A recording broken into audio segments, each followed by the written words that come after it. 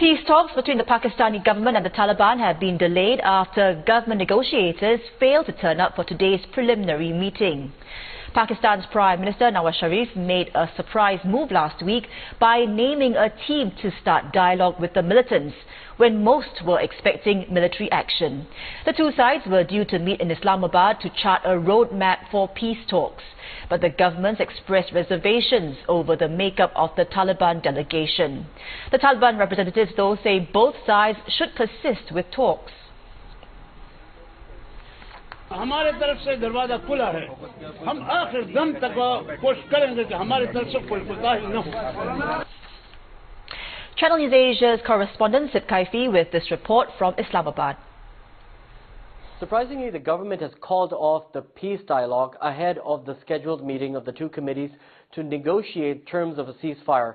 Two nominees withdrew from the 5-member proposed committee by the Taliban Council, and the 4-member committee of the government refused to meet the semi-established Taliban committee due to Imran Khan and Fazlur Rahman's party member Kifayatullah both declining participation.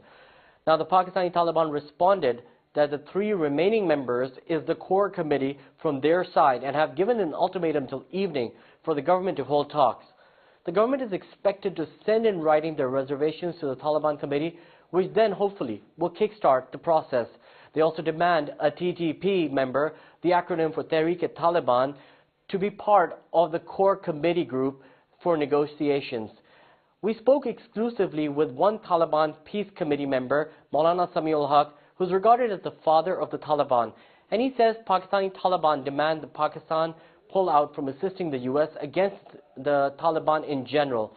Now, the country is acting as a servant to the Americans, he says, and Taliban wanted to be free from the clutches of the West. But majority of the Pakistanis feel that the action against the Taliban is imperative.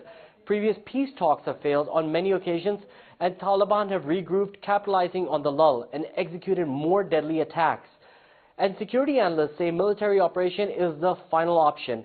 Whether that's the road that government chooses or not, Pakistan is likely to descend into chaos if talks fail, as the US and NATO forces pull out from Afghanistan will leave a lot of room for Taliban on both sides of the border to move freely and establish their writ in areas where they thrive.